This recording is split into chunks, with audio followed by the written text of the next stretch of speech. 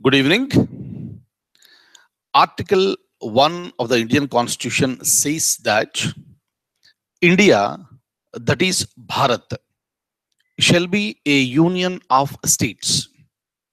So, this is what is mentioned under Article number 1 of the Indian Constitution. And that Article 1 also mentions about the union territories. Plus, all our state names and union territories names have been listed out under first schedule of the Indian Constitution. Plus, we all know that India is a federation. We also know that the word federation is not mentioned in the Constitution. But there are so many federal features that are reflecting in the Constitution of India. That is the reason why the Constitution has divided the powers between central government and state governments. So we know that there are 29 states in India and 7 union territories. If you look at the states, politically, the state is headed by the chief minister, and constitutionally, a state is headed by the governor. But chief minister is considered to be the real executive at the state level, and the governor is considered to be nominal executive at the state level. So these are all the fundamental points we know. But what happens if we apply the same concept to union territories? What exactly you mean by union territory? The name itself is indicating it's a territory. Territory means an area which is under the control of the union government. That's the reason why. So what are all the 7 union territories we have in India? They are all under the control of the central government. And the Constitution also provided a provision wherein the parliament can create legislature in the union territories. Parliament can constitute council of ministers headed by the chief minister at the union territory level. By using these provisions, one in Pondicherry and the second one is in Delhi, so we have created legislatures in these union territories, and there is a council of ministers headed by the chief minister in both Pondicherry and also in Delhi. Since Delhi is the capital city of India, national capital, it is always there in the news, and our entire administration is present over in Delhi. And all important offices are also located in Delhi. And for quite long period of time, there is a demand that Delhi should be declared as a state and the statehood should be declared to Delhi. But kindly remember, even today also Delhi is a union territory. So this is called a national capital territory.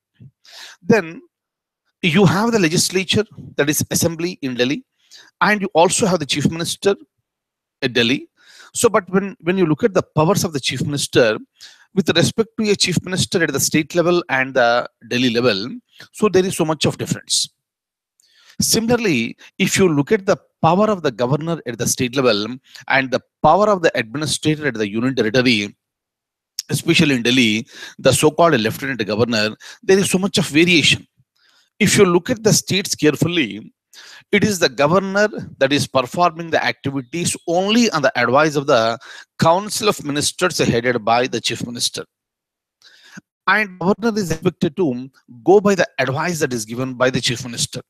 But the case is different in Delhi, case is different in Pondicherry. So they are still the union territories, and maximum control is exercised by the union government. That is the reason why Lieutenant Governor of Delhi is not bound by the advice that is given by the Council of Ministers headed by the Chief Minister. And most of the times, since the Lieutenant Governor is appointed by the central government, and the Lieutenant Governor is not bound by the advice that is given by the Chief Minister, he is always listening to the so-called the government at the central level. So this is creating the problem with respect to administration.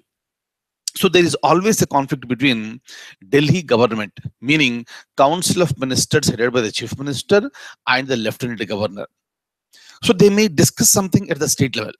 They may discuss in the legislature, and they may pass a bill in the state legislature, but once it goes to the assent of the lieutenant governor, there is a deliberate delay in giving the assent, and everything is going to the president of India, and everything is done so only on the advice that is given by the so-called the central government. And if you look at the states normally, in no state governor will have the direct interaction with the administrators at the higher level on day-to-day basis.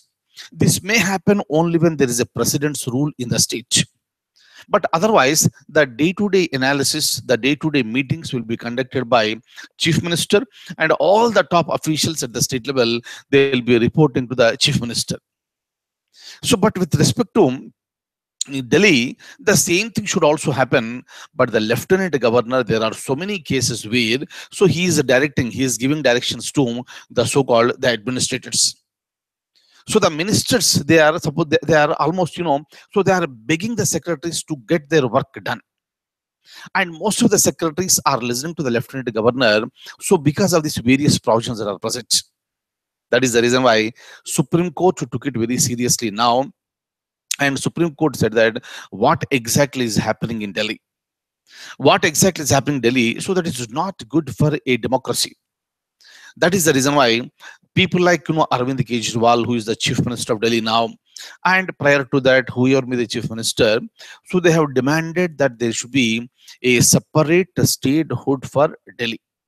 But the government at the central level is not accepting for that. That is the reason why Lieutenant Governor of Delhi is always there in the news. And there in the news because of the conflict between the chief minister, who is the head of the council of ministers, versus the lieutenant governors. Am I clear? I'll show you these points. And the Supreme Court has highlighted certain points why the lieutenant governor is feeling superior and dominant over the council of ministers headed by the chief minister. And I would like to show you those points. Kindly have a look at this. Look at this. The lieutenant governor feels that he is supreme. This is the statement that is given by the Supreme Court. Delhi is still a union territory. Parliament makes laws for Delhi under Article 246, Clause 4. Article 239 AA has brought in no change to Delhi's status as an union territory. The provisions give Lieutenant Governor the power of defiance, and Lieutenant Governor has to conquer every decision of the government of the Delhi, and a Lieutenant Governor also can take independent decisions. Most of the things are not available for the governors at the state level. Since Lieutenant Governor has been given various provisions, he is feeling that he is supreme and superior. Am I clear? And that is the reason why, whoever is the chief minister in Delhi, so that person will always have the problem with the Lieutenant Governor until and unless government in Delhi and the government at the central level, if both the governments belong to the same political party, this particular problem will not be solved. Clear?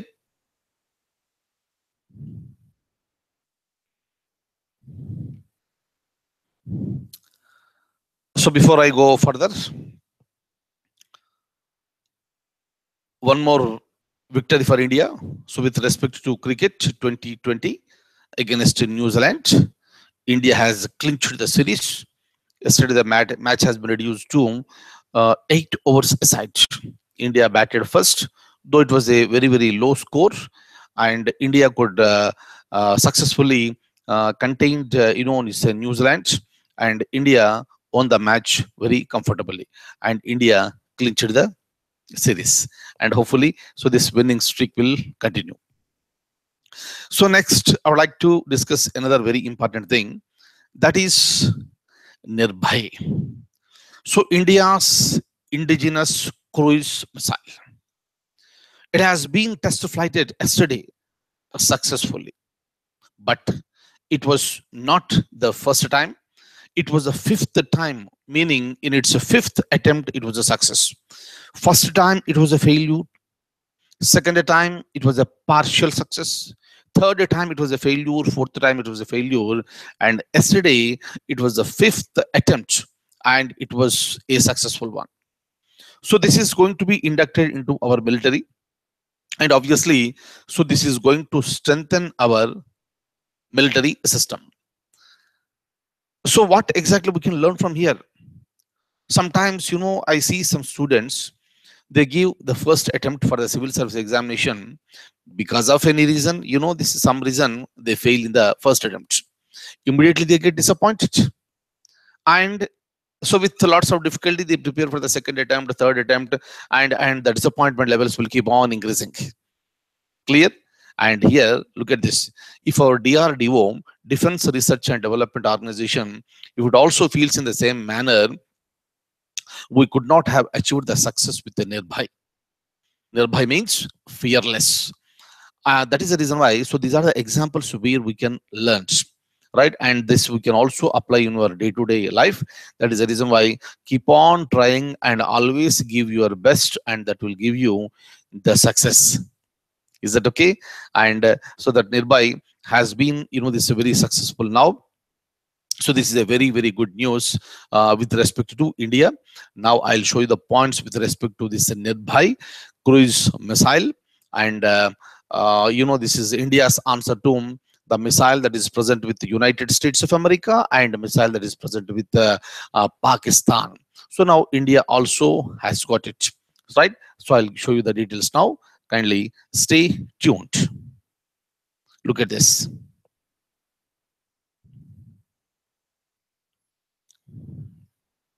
Look at this. Look at this.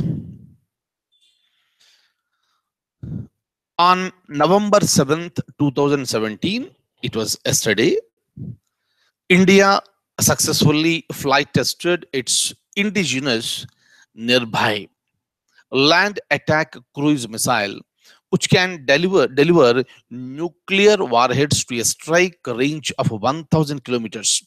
So the beautiful thing is that it can deliver nuclear warheads. This is the first success after a string of failures since March 2013. Look at this. So this is NIRBHAY. You can have a look at this. The development is significant because the armed forces have long been demanding nuclear land attack cruise missiles. This is called LACM. Yes, please remember this one. LACM means land attack cruise missile with the range over 1,000 kilometers and versatile enough to be fired from land, air, and sea. Look at this. So this is often brandished as India's answer to the famed American Tomahawk missiles, as also an effective counter to Pakistan's Babar LACM. The NIRBHAY has been in the making for a decade without much success till now, but now it has been very successful one. NIRBHAY is India's answer to American Tomahawk missile and Pakistan's Babar missiles. And these are LACMs. Is that okay? And look at the next point. The subsonic missile designed to carry a 300 kg nuclear warhead had failed during its first test in March 2013. Second test in October 2014 was a partial success. Third and fourth test in October 2015 and December 2016 also flapped, leading to talk that the project may have to be scrapped, right? But the fifth test yesterday from integrated test range at Chandipur. So we have discussed this point many times. So Chandipur coast, this is in the Odisha coast, and it has been dubbed as a complete success by DRDO. Right, and the flight test achieved all mission objectives completely from liftoff till the final splash. So meaning at the end I can say that it has been a complete success with respect to NIRBHAY. So this is one more feather into India's cap with respect to its missiles. So that's all for the day, and I'll see you in the next class with more current affairs. So thank you so much for being with me this evening, and I wish you all a very, very good luck. Thank you.